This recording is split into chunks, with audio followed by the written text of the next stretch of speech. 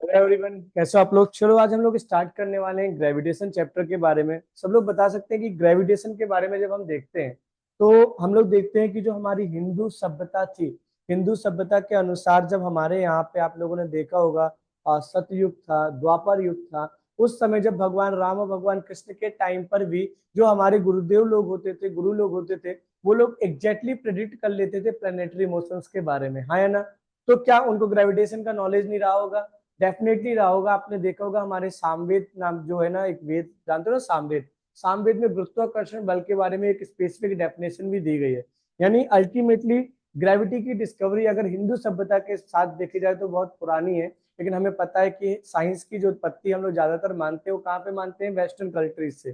तो western countries के हिसाब से शुरुआत में जब हमें एरिस्टोटल नाम के साइंटिस्ट मिले, उन्हें हमें एक स्टेटमेंट दिया। उन्हें क्या दिया? जो हमारा अर्थ होता है ना, वो क्या होता है? एक स्टेशनरी, यानी अर्थ क्या होता है? एक जगह पे स्टेशनरी है। और इसके चारों तरफ क्या होता है? सन जो होता है ना, वो एक फिक्स्ड ऑर्बिट में घूमता रहता है। सन क्या होता है? एक फिक्स्ड ऑर्बिट में घूमता रहता है। पर क्या रियलिटी में सही बात है?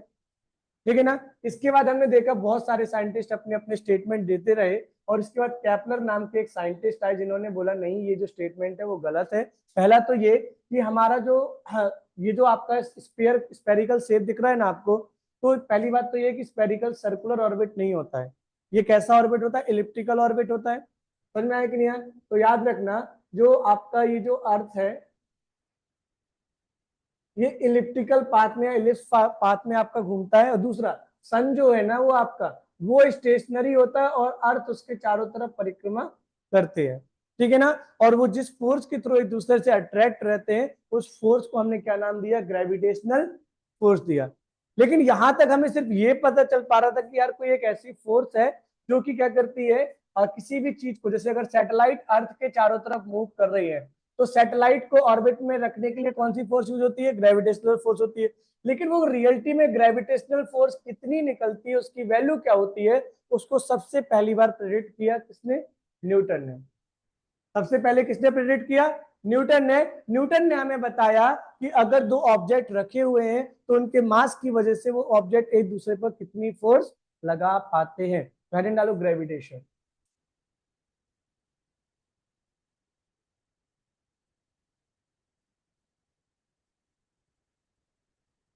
ठीक है ना।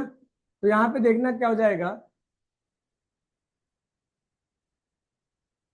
The planetary motion will be explained by the Kepler, and the force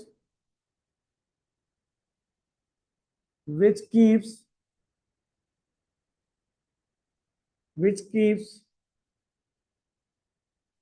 planet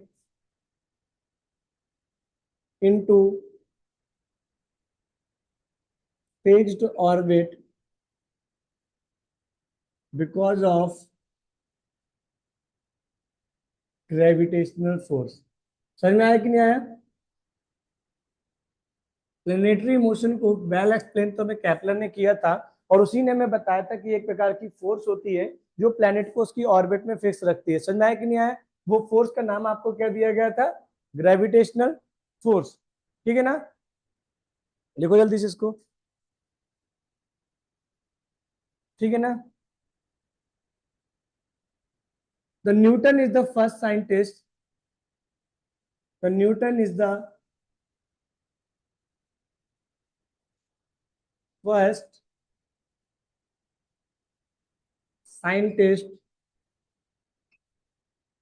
which correctly predict the magnitude of which correctly predict the magnitude of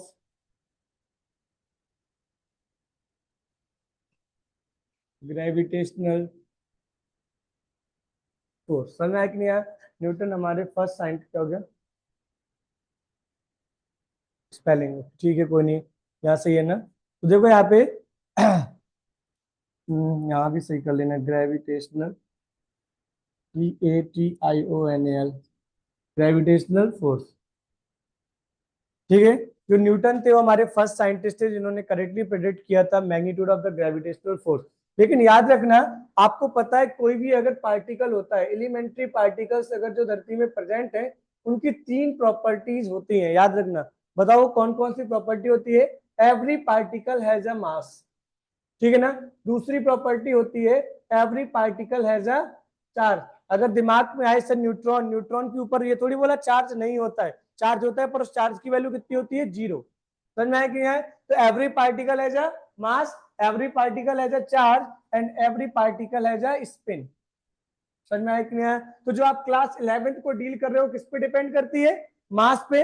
जब आप क्लास 12th में जाओगे तो आपको क्या मिलेगा? चार्ज। और जब आप बैचलर्स की स्टडी करोगे, बीएससी करोगे, वहां पे आपको करेक्टली प्रिडिक्ट करना पड़ता है स्पिन ऑफ द पार्टिकल। तो आप देख रहे हो, क्योंकि ग्रेविटेशनल फोर्स लग रही है, और ग्रेविटेशनल फोर्स किसकी वजह से लगती है? Due to virtue of mass. तो यहाँ पे लगोगे ग्रेविटेशनल फोर्स, क्या लिख लेना?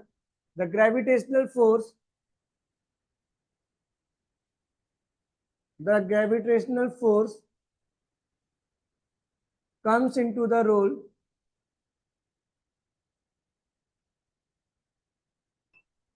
due to virtue of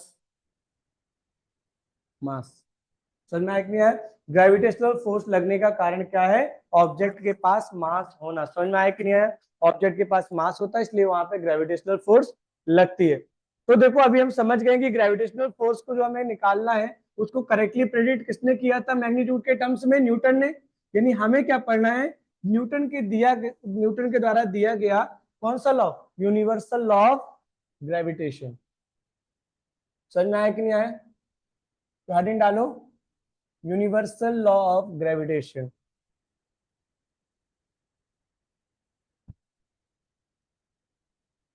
और why it is called the universal law? क्योंकि इसका कोई भी अभी तक ऐसा रहता ना कि लिमिटेशन नहीं निकाला गया है। समझ में आया कि नहीं है? सारी की सारी चीजें इसकी मदद से ग्रेविटी की सॉल्व की जा सकती है, इसलिए इसको क्या नाम दिया गया? Universal law. समझ में आया ना? हेडिंग डालो, यूनिवर्सल लॉ ऑफ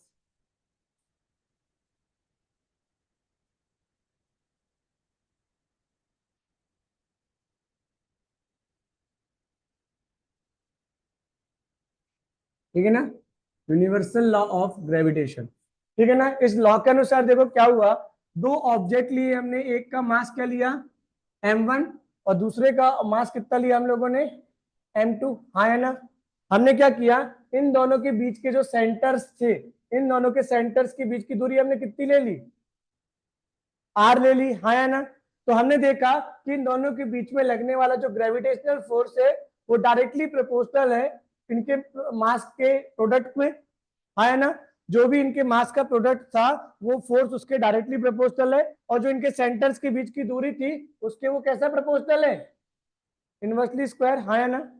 तो यहां से देखो क्या हो जाएगा, according to the according to the universal law of gravitational, universal law of gravitation, the force is directly proportional to the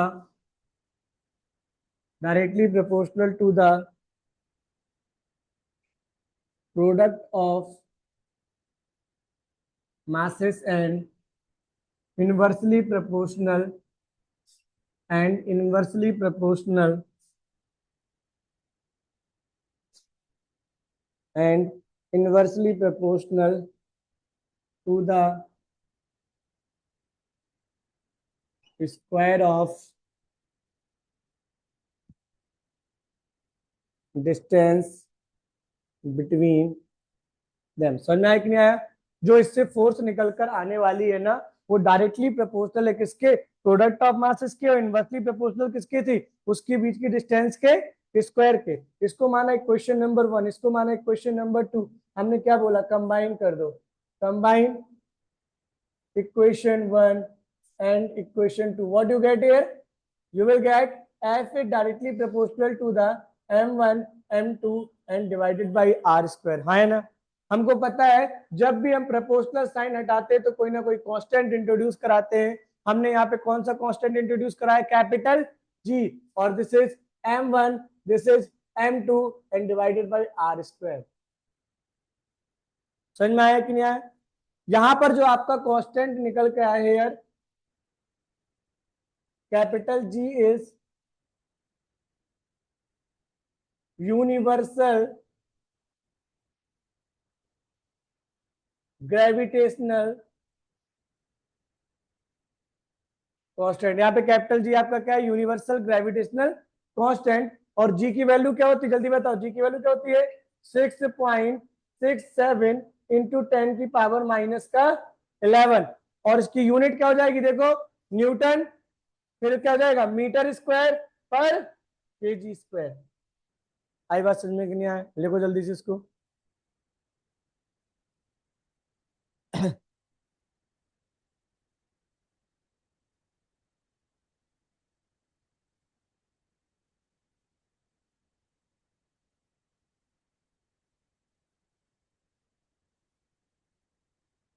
ये लिख गया ना? तो देखो, जो हमें फोर्स यहां से मिलती है उसका नेचर क्या होता है?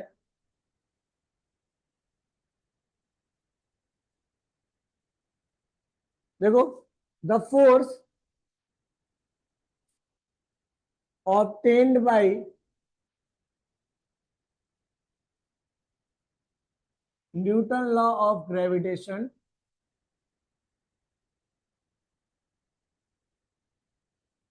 the Newton law of gravitation is always attractive in nature, is always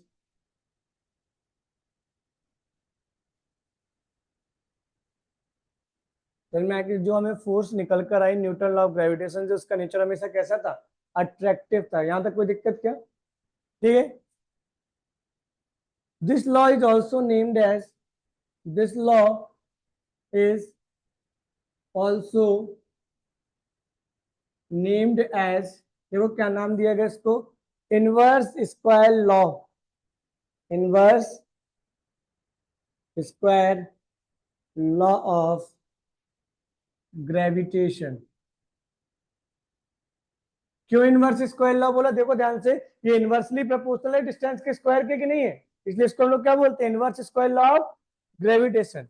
अगला देखो यहाँ पे क्या हो जाएगा, जो फोर्स हमारी मिलती है यहाँ पे दो सेंटर्स के बीच में लगती है कि नहीं लगती है? इसलिए इस फोर्स को हम लोग क्या बोलते हैं? Central force. क्या बोलते हैं? तो देखना यहाँ पे, the gravitational force, the gravitational force is central force. समझ में आया कि जो हमें ग्रेविटेशनल फोर्स मिलता है वो सेंट्रल फोर्स होता है, because it is acting between the two centres. हाँ है ना? देखो जल्दी से.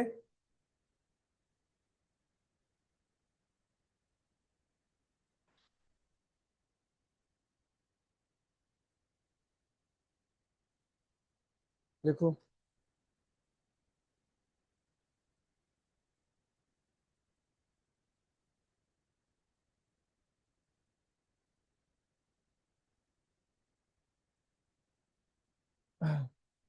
हो गया ना? ठीक है. इसके बाद देखो, अब तो दिखेगा नहीं ना, ये लिख गए साइड ना, इधर देखना ध्यान से.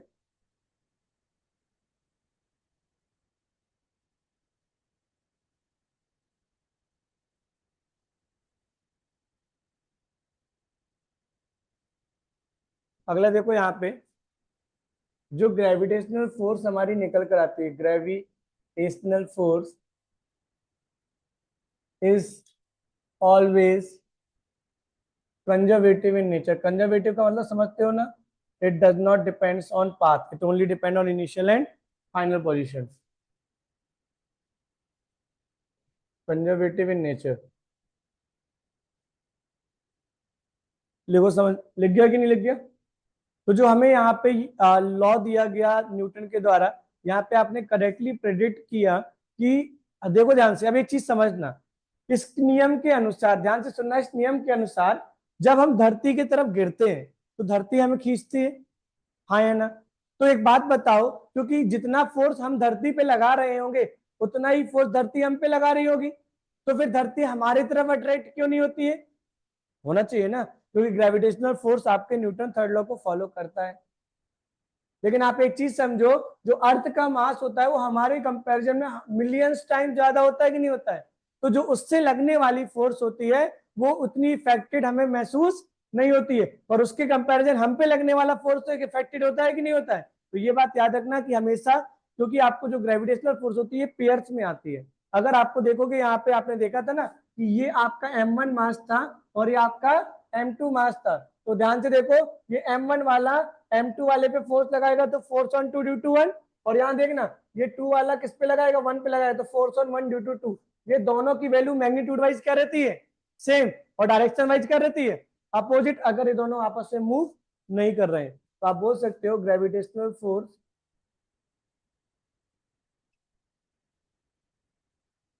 Is always occur in action reaction pair।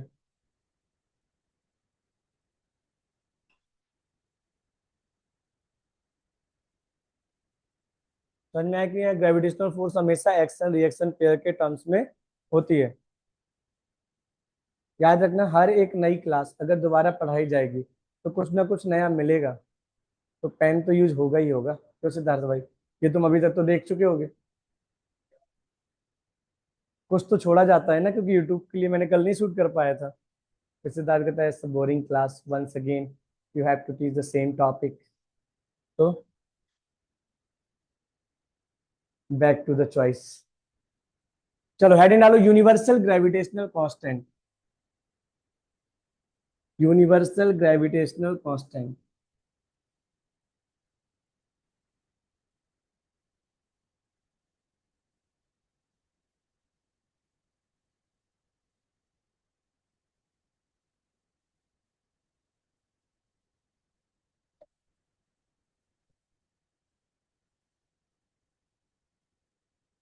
क्या हो गया? Universal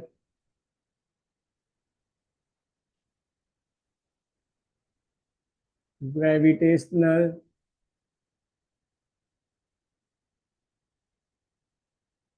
constant. Universal gravitational constant. अरे नहीं, sorry sorry sorry, gravitational acceleration लिखवाना है ना?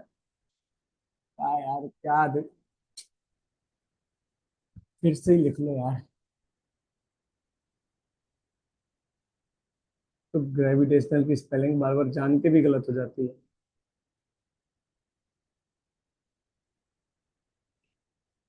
ग्रेविटेशनल एक्सेलरेशन को काय से रिप्रेजेंट करते हैं? जी से। देखो, when the body gets accelerated, when the body gets accelerated under the influence of gravity, under the influence of gravitational force है gravity,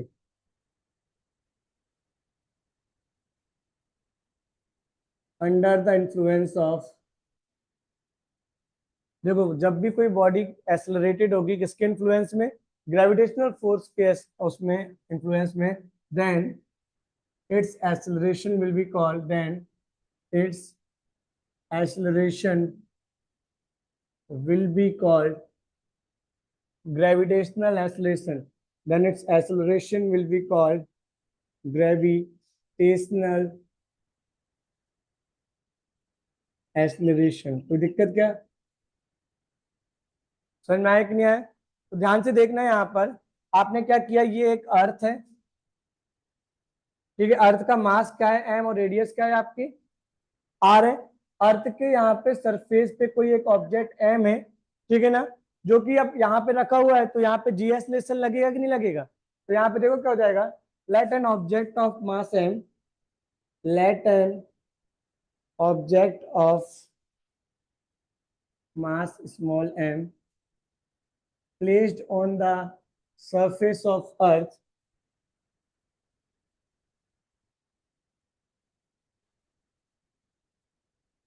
of mass capital M, placed on the surface of mass capital M and radius r। हाँ है ना। तो देखो इनके पीछे gravitational force क्या निकल के आएगा। The value of gravitational force will be the value of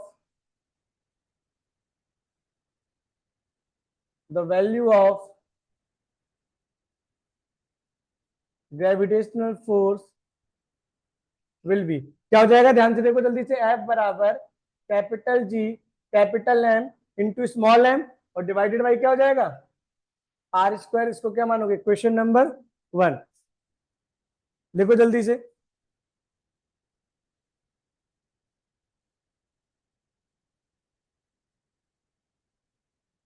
देखना यहाँ पे।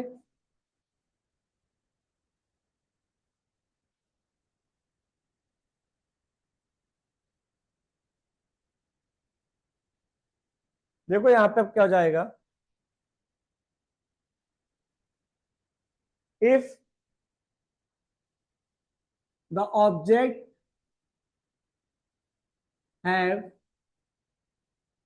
ग्रेविटेशनल एक्सेलरेशन, अगर जो ऑब्जेक्ट है उसके पास कौन सा एक्सेलरेशन है, ग्रेविटेशनल एक्सेलरेशन है, वो भी कौन सा, स्मॉल जी। अगर उसके पास ग्रेविटेशनल एक्सेलरेशन स्मॉल जी है तो what you get here, by Newton second law.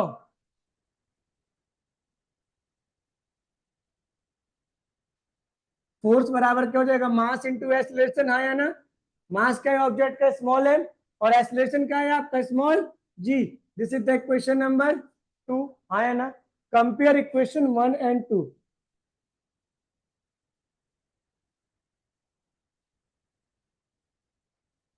हम क्या करेंगे, इक्वेशन 1 और इक्वेशन 2 को क्या करेंगे, कंपेयर करेंगे। समझ में आया कि नहीं।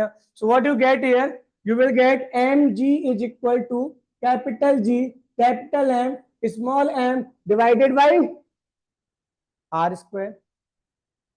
समझ में आया कि नहीं आया। सो स्मॉल एम से small M will be cancel. What you get here, small G बराबर capital G M by R square. ये आपका क्या आ गया, ग्रेविटेशनल एक्सेलरेशन, हाँ या ना। एक चीज यहाँ पे नोटिस करो, जब आपने ग्रेविटेशनल एक्सेलरेशन का फॉर्मूला देखा तो ये जो जी है ना, ये डिपेंड नहीं कर रहा है स्मॉल एम पे, यानी मास ऑफ ऑब्जेक्ट का। तो याद रखो, जब हम लोग न्यूमेरिकल सॉल्व करते हैं हम ये नहीं देखते कि ऑब्जेक्ट का मास कितना था। अगर वो अर्थ पे तो हम 9.8 डायरेक्ट यूज कर देते, चाहे वो लाइटर मास हो या फिर वो हैवियर मास हो। क्यों, क्योंकि gravitational acceleration does not depend on the mass of object. बात सुनने की नहीं है। तो देखो क्या हो जाएगा, from this,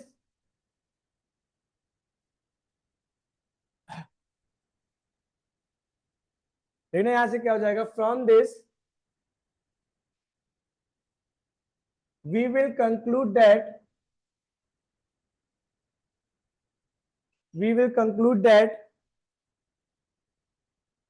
the gravitational acceleration, we will conclude that the gravitational acceleration, the gravitational acceleration does not depend, does not depend, the gravitational acceleration does not depend on the mass of object।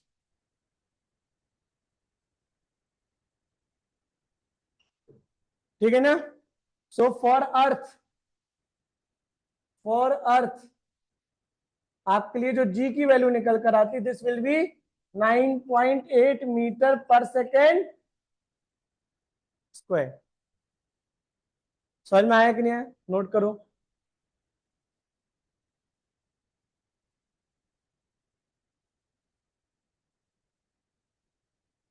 जल्ला है ना।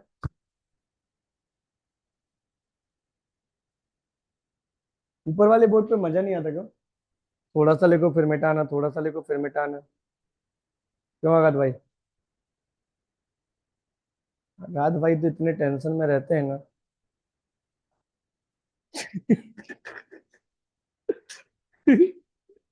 व्रत तो रखे हो। हाँ यार, comment में अगर बच्चों ने बता दिया आज व्रत अगर काय का रखे तो करवा चौथ का। मैं तो ये सब में नहीं विश्वास करता। जीवन का असली आधार है खाना, और खाना के बिना रहा नहीं जाना, सीधा है,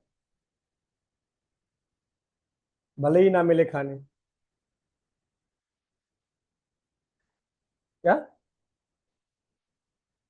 तो क्या होता है, स्टैंड अप का जमाना चल रहा है, जो बच्चे पढ़ रहे हैं वो खुद अपनी जिंदगी पे हंस रहे हैं, तो फिर अपन पे क्या दिक्कत है?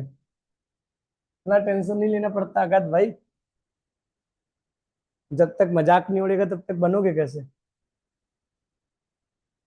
बताओ ना, कौन ऐसा व्यक्ति है, कपिल शर्मा सबकी अपनी खुद की सबकी बेइज्जती कर करके कहाँ पहुंच गया। तो पता है, जब अपन लोगों की फर्स्ट रॉकेट बनी थी और वो फुस्सी निकल गई थी, इसरो ने जब पहला रॉकेट बनाया था फुस्सी निकल गई थी, वो बगल वाले मोहल्ला में जाके करते करते बची थी।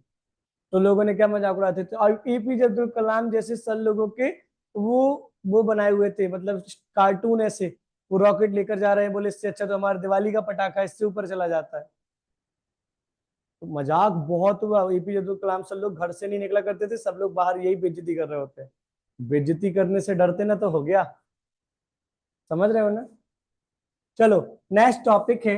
अच्छा, हमारे दिमाग में बात आती है कि क्या, वाह, जब हमारा कोई भी चीज अगर जमीन के अंदर जाती है या ऊंचाई में जाती है, तो ग्रेविटेशनल एक्सेलरेशन की वैल्यू में कुछ भी फर्क पड़ता है या फिर नहीं पड़ता है?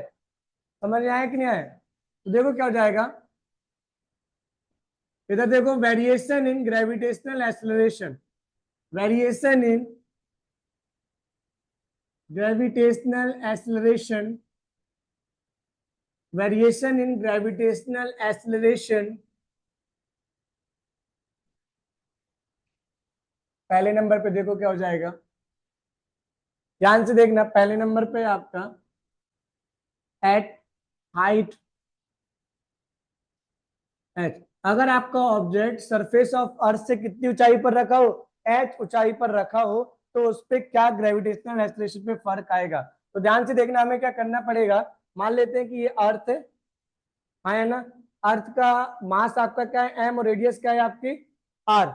इस बार क्या है, अर्थ सरफेस से कितनी ऊंचाई पे रखा हुआ है, जल्दी बताओ, ऑब्जेक्ट एच हाइट पे रखा हुआ है कि नहीं रखा हुआ है? तो आप देखोगे कि ये अबाउट इस तरीके का इसका सर्कुलर पार्ट बनने वाला है, समझ में आया कि नहीं आया? तो देखो यहाँ पे क्या हो जाएगा, let an object, let an object of mass small M kept at a kept at a height small H, ठीक है ना, हमने उसको कहां पे उसको रख दिया, स्मॉल हाइट एच पे रख दिया, from the surface of earth, from the surface of earth. समझ में आया कि नहीं आया? तो देखो, इनके बीच में अगर हम लोग क्या कैलकुलेट करें, ग्रेविटेशनल एक्सेलरेशन, तो वैल्यू ऑफ ग्रेविटेशनल एक्सेलरेशन क्या हो जाएगा, जल्दी बताओ। The value of gravitational acceleration आपकी हो जाएगी, अगर on the surface of earth, पहले हम किस पे निकालें, on the surface of earth.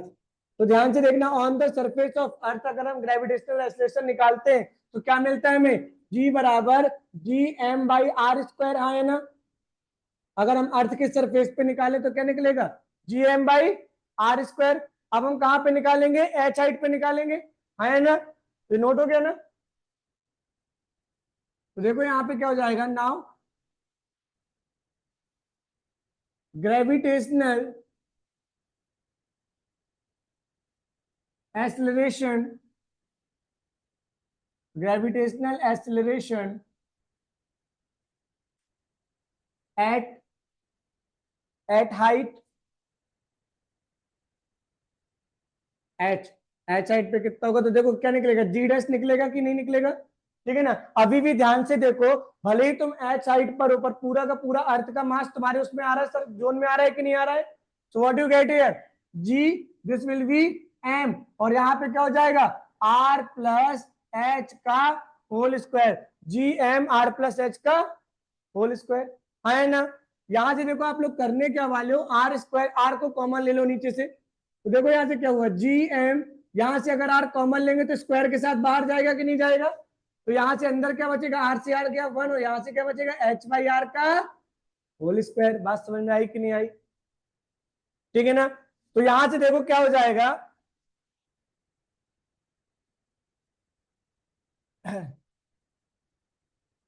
देखना यहां से क्या हो जाएगा, this will be G dash is equal to G M by R square, और यहां क्या हो जाएगा 1 प्लस एच बाई आर का होल स्क्वायर। कहां जा रहे तुम लोग, अभी नहीं, अभी एक क्लास और है फिजिक्स केमिस्ट्री की, एक और। हाँ 11th वालों की कैंसिल कर दी ना, 11th का फिजिक्स का सिलेबस पीछे है। कितने बजे आएंगे, 5 बजे,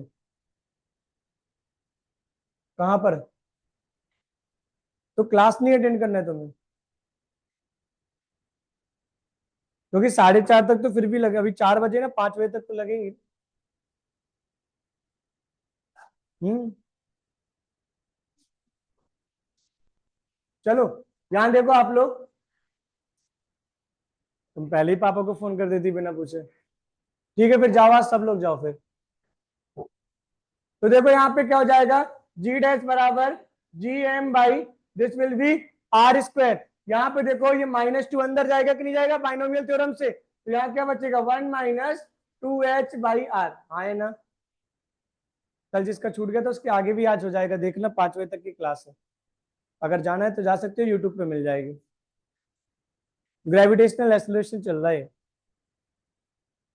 ठीक है ना। तो जी डैश बराबर क्या मिला, G M by R square, यहां से बना 1 माइनस 2h बाई आर। आप देखो G M by R square तो जी के बराबर था कि नहीं था, तो देखो यहाँ पे आपको क्या मिला, जी डैश बराबर जी, और यहाँ क्या बचा 1 माइनस 2h बाई आर। ये आपने देखो यहाँ पे क्या हो जाएगा, this is the value of gravitational acceleration eight height h। समझ में आया कि नहीं आया, ये आया था ना, लिखो जल्दी से, नेक्स्ट टॉपिक लिखो। अब देखो ग्रेविटेशनल एक्सेलरेशन हमारी हाइट h पे तो हमने कैलकुलेट कर लिया, अब हमें क्या करना है, ग्रेविटेशनल एक्सेलरेशन को कैलकुलेट करना है एट डेप्थ d में। लिखो जल्दी से, लिख गया ना सब।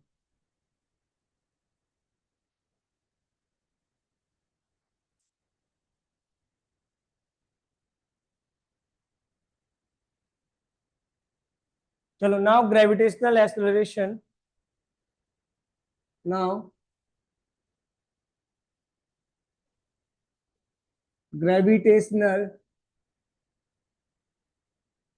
Acceleration at depth D. समझ में आया, अब आपको कहाँ कैलकुलेशन करना है, डेप्थ डी में कितना ग्रेविटेशनल एक्सेलरेशन होगा। मान लो देखो आप लोग, ये अर्थ थी, अर्थ का मास कितना था m था, और रेडियस कितनी थी आपकी अर्थ की r थी। इस बार देखो हम पॉइंट जो d ले रहे हैं ना, ये जो पॉइंट है वो कहाँ ले रहे हैं, d डिस्टेंस अंदर, कहाँ से, from the surface of earth. तो ये आपका हो जाएगा, तो देखो ये इस तरीके का सर्कल बचा कि नहीं बचा, देखो पूरी अर्थ का मास m था, तो इस वाले का बचे हुए का मास कितना हो जाएगा, m डैश हो जाएगा कि नहीं हो जाएगा, पर हमें इस m डैश की वैल्यू पहले कैलकुलेट करनी पड़ेगी। तो ध्यान से देखो, let an object of mass small m present at the depth present at the depth D. आपका जो ऑब्जेक्ट है जिसका मास कितना है m है, वो कहाँ पे प्रेजेंट है, डी डेप्थ पे अंदर प्रेजेंट है। समझ में आया कि नहीं आया। सो नाउ आपको पता है 4/3 pi R cube volume contain mass m, है ना, समझ में आया कि नहीं आया। सो 1 यूनिट वॉल्यूम कितना मास कंटेन करेगा, 1 यूनिट वॉल्यूम कंटेन मास बराबर देखो आपका कितना हो जाएगा, m divided by 4/3 pi R cube. कोई दिक्कत क्या, लेकिन हमारे पास तो कितना है ये सर्किल बचा, r माइनस डी बचा कि नहीं बचा, तो इस r माइनस डी वाले एरिया में कितना वो वॉल्यूम हो जाएगा, तो देखो क्या हो जाएगा यहाँ पे, इसको कहाँ लिख दूं मैं, ऊपर लिख दूं, तो यहां देखना now 4/3 pi R minus D का whole cube volume contain mass, volume contain mass, जिसको हम लोग काय से प्रदर्शित कर रहे हैं, एम डैश से। वो कितना निकल कर आने वाला, देखो यहाँ पे m/4/3 pi R cube multiply 4/3 pi R minus D का होल क्यूब। आगे समझ नहीं आया तो देखो यहां से क्या क्या कैंसिल हो जाएगा, देखना ध्यान से। 4/3 से 4/3, पाई से pi, so what you get here, M dash बराबर एम आर माइनस डी का whole cube divided by R cube. कोई दिक्कत क्या, यानी इतना मास हमारे पास रहेगा। ठीक है, तो नाउ ग्रेविटेशनल एक्सीलरेशन, नाउ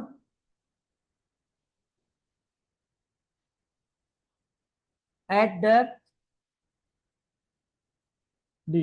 हमने क्या किया, ग्रेविटेशनल एक्सीलरेशन निकाला डेप्थ डी पे, व्हाट यू गेट हियर, तो ये हो जाएगा आपका, देखो G dash is equal to, ये कितना हो जाएगा, G M dash divided by R minus D का होल स्क्वायर, है ना। तो देखो अब इन सारी चीजों को हम लोग पुट करने वाले हैं।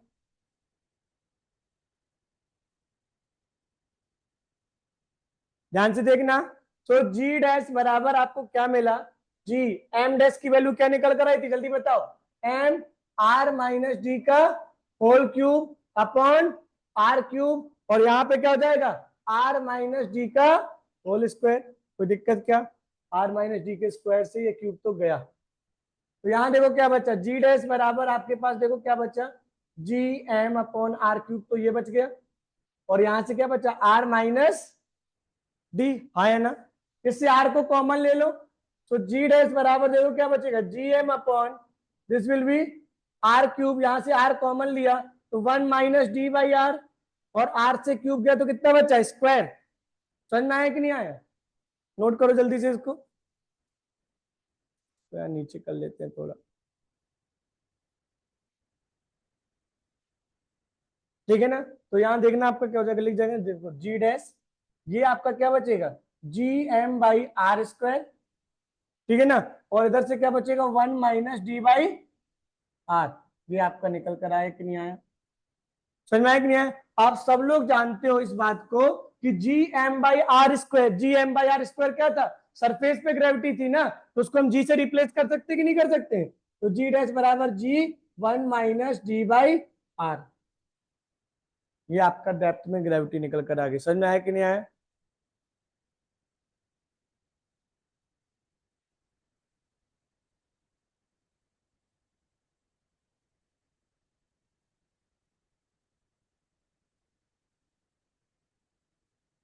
ग्रेविटेशन का बना देना है ना, अभी खत्म हो रहा है ये।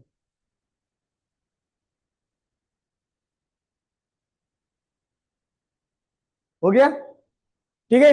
मैंने बोला क्वेश्चन में, prove that the value of gravity, ध्यान से देखो मैंने क्या बोला, prove that the value of gravity at the centre of earth is zero. क्या है question, prove that the value of a gravity at the centre of earth will be zero.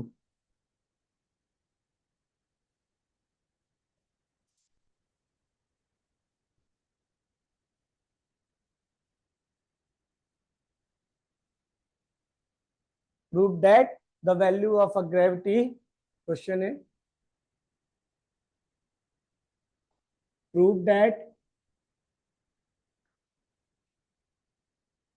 Prove that the value of gravity at the center of earth will be zero।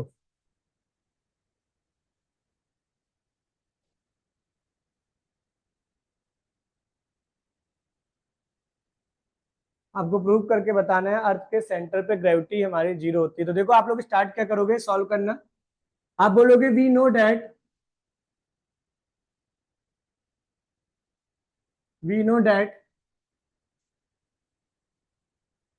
The value of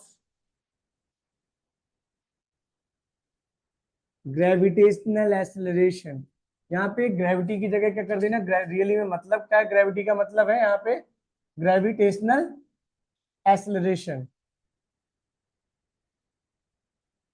सुना है कि नहीं, gravitational acceleration की बात कर रहे हैं हम लोग। The value of gravitational acceleration at depth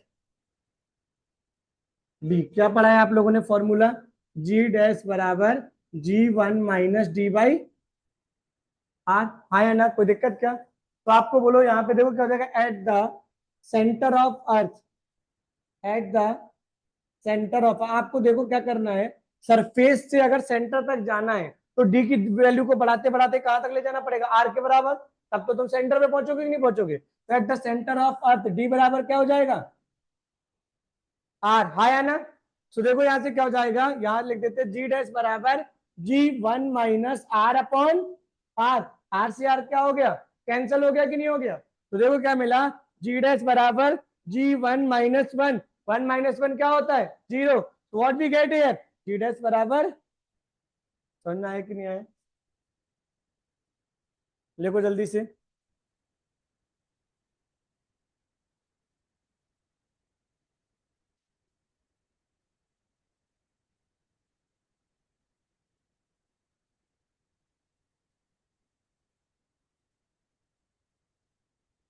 हो गया।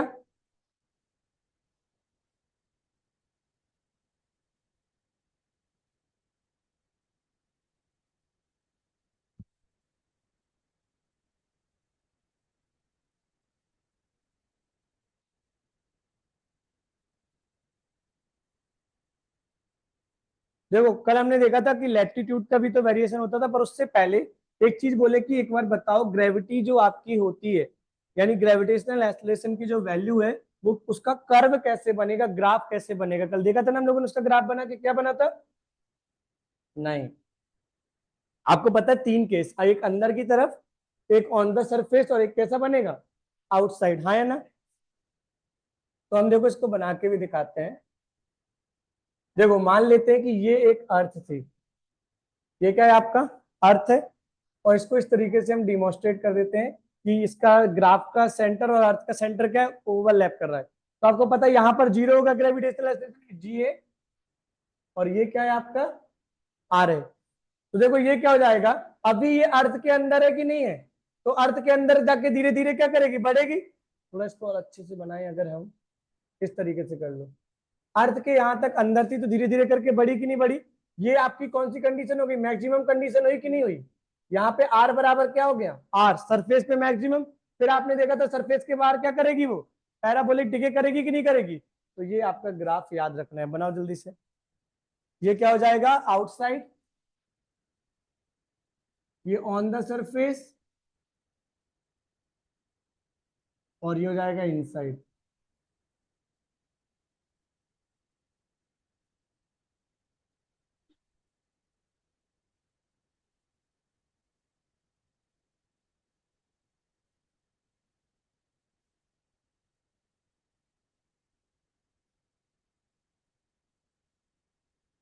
लिख गया, अरे डालो effect of latitude,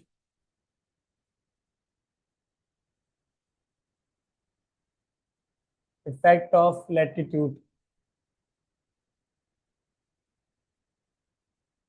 third number पे effect of latitude.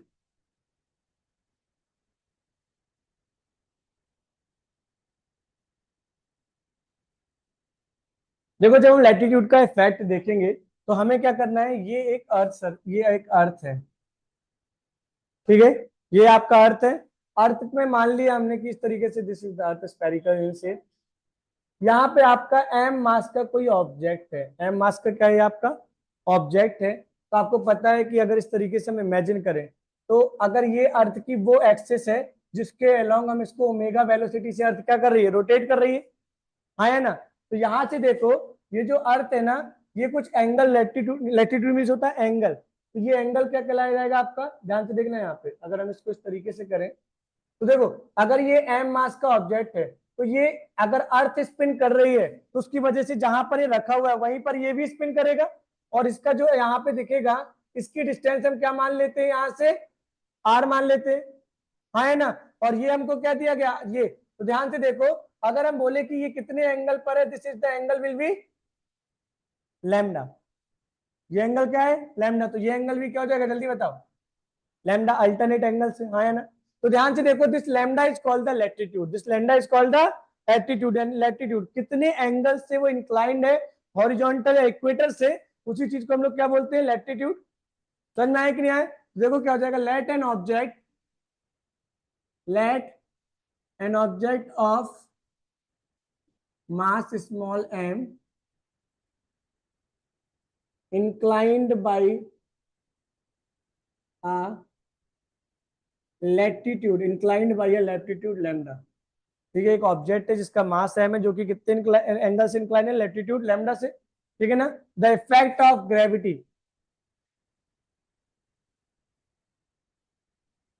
The effect of gravitational acceleration, क्या उसके ग्रेविटेशनल एक्सेलरेशन में इफेक्ट आएगा, हमें वो देखना है, हाँ है ना। तो व्हाट वी गेट हियर, हमें मिलेगा जी डैश बराबर जी माइनस, यहाँ पे और क्या हो जाता था अपना, this will be R is the radius of earth, omega square, and this will be cos square lambda.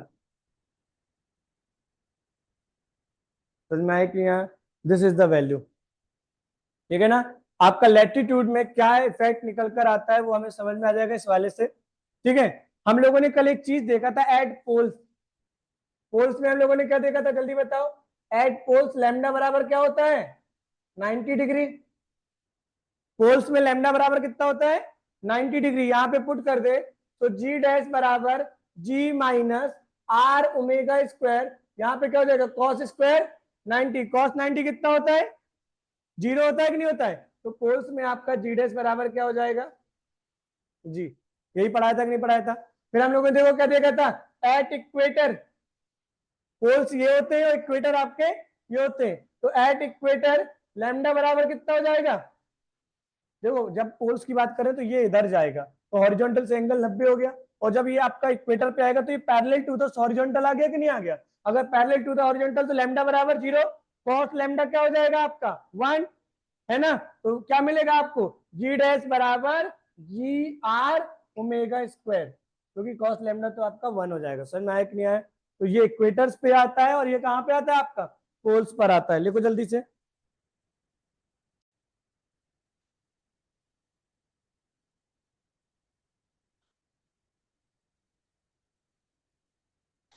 तो ध्यान से देखना, यहां पर जी पूरी की पूरी रिटेन हो गई कि नहीं होगी, मैक्सिमम वैल्यू 9.8, लेकिन जब इक्वेटर पे देखोगे तो क्या हो जाएगा, ये घटेगी कि नहीं घटेगी, क्यों, क्योंकि जी में से जो भी घटेगा उससे जी से तो कम ही वैल्यू निकल कर आएगी कि नहीं आएगी।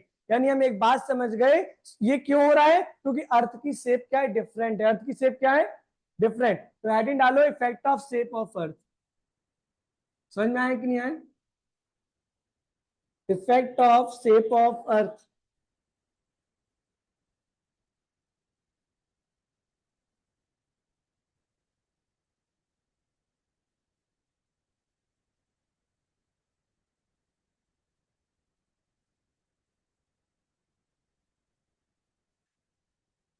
Effect of shape of earth.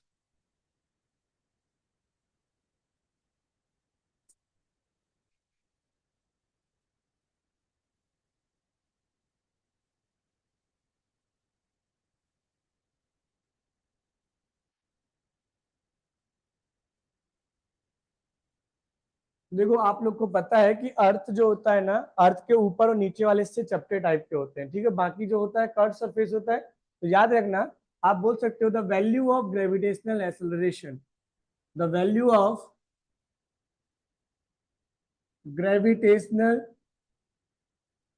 Acceleration, the value of gravitational acceleration is maximum at poles,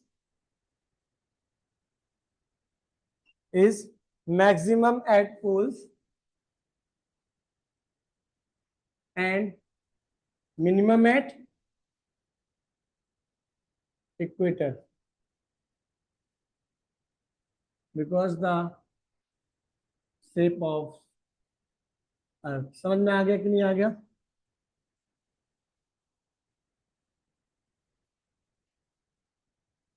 समझ में आया कि नहीं आया? चलो अगला टॉपिक लिखो।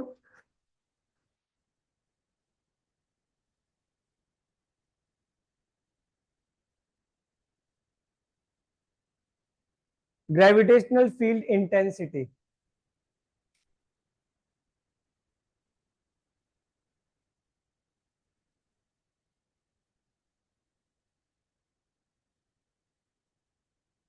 Gravitational field intensity.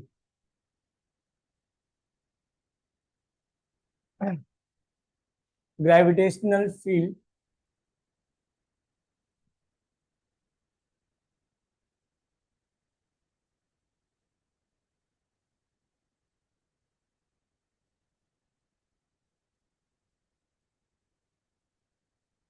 ग्रेविटेशनल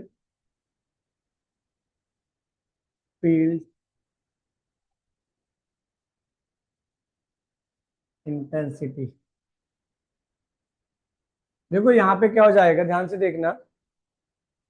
अगर यहाँ पे कोई ये एक एम मास का ऑब्जेक्ट है, समझ में आया कि नहीं आया? एम मास का ऑब्जेक्ट है और एक छोटा सा यहाँ पे यूनिट मास मतलब 1 kg मास का कोई ऑब्जेक्ट यहाँ पर रखा हुआ है, mkg का इधर रखा है। इन दोनों के बीच में क्या है आपका दूरी, आर है। तो इन दोनों के बीच में जो फोर्स निकल कर आएगा, अगर उस फोर्स में आप 1 kg वाले मास का डिवाइड कर दो तो वो क्या निकल के आ जाएगा, ग्रेविटेशनल फील्ड इंटेंसिटी। अल्टीमेटली एक चीज समझो, इंटेंसिटी वर्ड यहाँ क्यों बोल रहे हैं, ये वाला ऑब्जेक्ट इस पे कितना ग्रेविटेशनल फोर्स लगा रहा है। अगर ज्यादा लगा रहा है तो ज्यादा इंटेंसिटी होगी और कम लगा रहा है तो कम इंटेंसिटी होगी। तो रियलिटी में हम वही यहाँ पर टेस्ट करने वाले हैं। समझ में आया कि नहीं आया? देखो ग्रेविटेशनल फील्ड इंटेंसिटी, ग्रेविटेशनल, ये सारी चीजें स्कूल में नहीं कराई जाती, ठीक है ना। स्कूल में जो कराया गया था वो करा दिया मैंने। इसके बाद हमने पोटेंशियल एनर्जी और स्केप वेलोसिटी बस कराया होगा। जो अब आप पढ़ोगे ना आज ये वाली क्लास में, वो स्पेशल है, ठीक है ना। Gravitational field intensity is defined as the ratio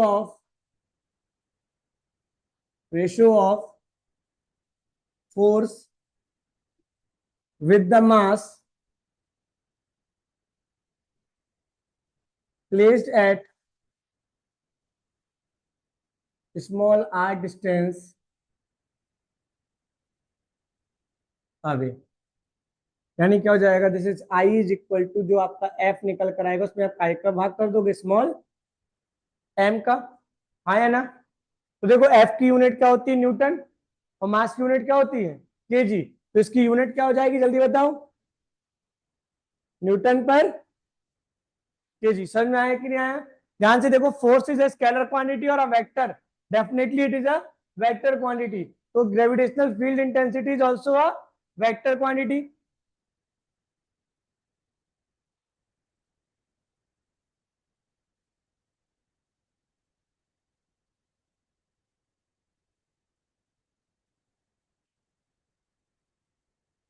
देखो इसका फॉर्मूला क्या निकलेगा, अगर हम फोर्स की बात करें, so what the force you get here, capital G capital M. अगर हम यहाँ स्मॉल एम प्लेस कर दें तो ठीक है, दिक्कत ही नहीं जाएगी। तो देखना अगर हम स्मॉल एम को प्लेस कर दें तो what is here, this is M divided by R square, ये फोर्स निकल कर आई। और इंटेंसिटी बराबर क्या होता है जल्दी बताओ, फोर्स अपॉन स्मॉल एम होगा कि नहीं होगा। तो this is G capital M small M by R square divided by small M से स्मॉल एम क्या हो गया, cancel. So what you get here, I बराबर क्या निकल के आ गया, G M by R square. हाँ पर ये रेडियस ऑफ अर्थ नहीं है ना यहाँ पर, the R is the distance between two object. अगर यहाँ पे आर को कैपिटल आर कर दो तो फिर सब चीज चेंज हो जाएंगे।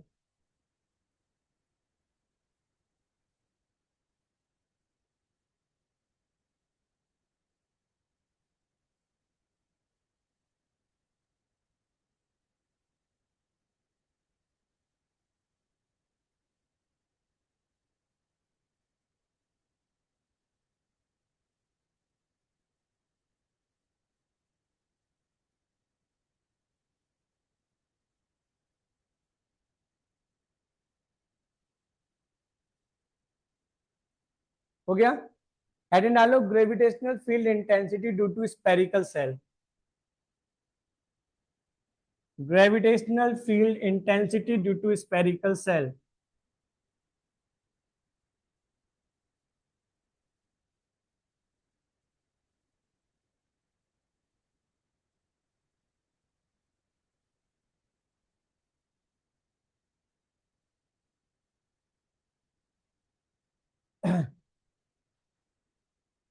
ग्रेविटेशनल फील्ड इंटेंसिटी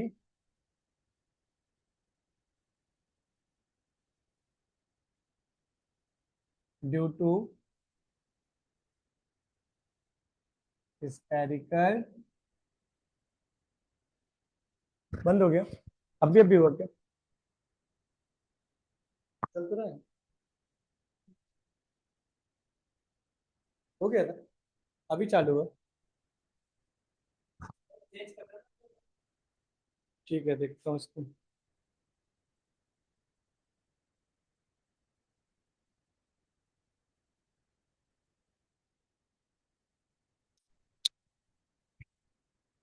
तो जल्दी से अपन को टॉपिक को खत्म करना है। क्या हो गया? आज लगी ना बहुत दिनों बाद क्लास। अभी तो और होने वाली है। पर मुझे तो मजेदार लगता है क्योंकि इसमें सारी चीजें लॉजिकल है। मुझे जो बोरिंग लगता है थोड़ा बहुत रोटेशनल मोशन लगता है, मतलब। और उसमें दूसरी बात कर रहता है, उसमें ना क्वेश्चंस ना किस लॉजिक से निकल आते पता भी नहीं चलता। तो gravitational field intensity due to spherical shell, तो ध्यान से देखो हम लोग क्या करने वाले हैं। स्पेरिकल सेल कुछ इस प्रकार का एक स्ट्रक्चर होता है। इसके आउटर ये जो सरफेस होता है केवल इस पे बस मास होता है, इसके अंदर कोई भी मास नहीं होता है। मान लिया कि let a spherical shell, let a spherical, ये तो चल रहा है ना। Let a spherical shell of mass, let a spherical cell of mass capital M and radius r।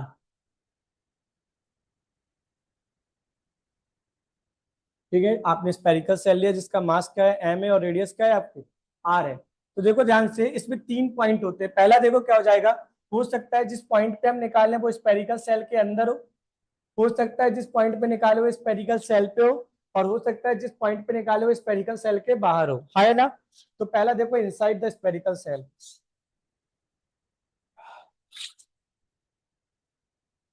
Inside the spherical cell.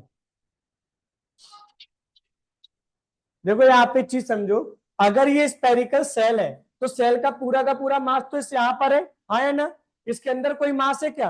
अगर इसके अंदर मास नहीं है तो ग्रेविटेशनल फोर्स होगा क्या? कोई नहीं होगा, तो इसकी वजह से इंटेंसिटी भी क्या हो जाएगा, zero, because no mass at, because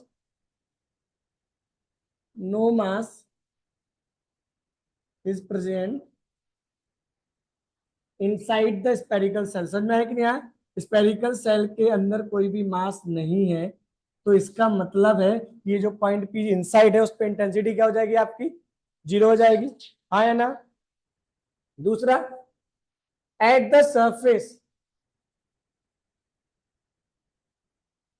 at the surface जो आई की वैल्यू निकल कर आएगी, देखो यहाँ पे माइनस साइन क्यों आ रहा है ये आप समझना, क्योंकि हमें पता है यहाँ फोर्स ऑफ अट्रैक्शन होता है कि नहीं होता है। तो अट्रैक्शन के लिए हम नेगेटिव साइन लेते कि नहीं होते। तो यहाँ पे G M by R square, और यहाँ पे पता है on the surface small R किसके बराबर होता है, कैपिटल आर के। किसके बराबर हो जाएगा, कैपिटल आर के। तो this will be the value of at the surface,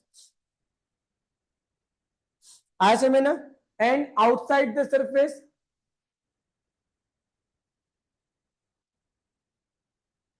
अगर हमारा ये पॉइंट पी आउटसाइड पे रख दिया जाए जिसकी दूरी कितनी है, स्मॉल आर है, ठीक है ना। तो ध्यान से देखो क्या हो जाएगा, I is equal to minus G M by small R square.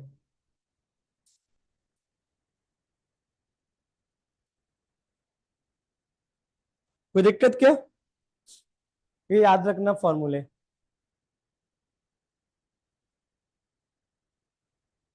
हो गया ग्रेविटेशन? आज की तो वीडियो भी अच्छी बड़ी हो गई होगी। अगला लिखो, gravitational field due to solid sphere. Gravitational field due to solid sphere.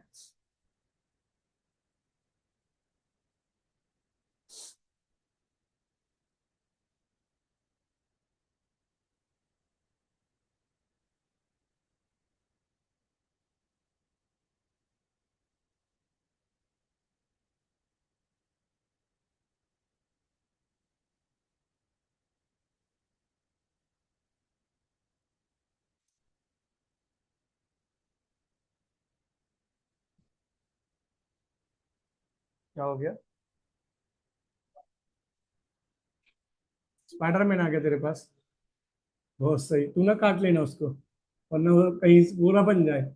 Siddharth, दिक्कत हो जाए, उल्टी मूवी हो जाए। चलो तो देखो यहाँ पे, ये एक सॉलिड स्फीयर है जिसका मास क्या है, एम, और जिसकी रेडियस क्या है, आर है। आया ना? तो देखो यहाँ पे क्या हो जाएगा, अगर हम इनसाइड वाले सरफेस की बात करें तो आई की वैल्यू क्या होगी, -gm, यहाँ पे r3, और ये हो जाएगा वेक्टर आर। ठीक है ना? देखो जल्दी से, ये वेक्टर आर ना भी करो तो ये आर रहने देना, this is will be are.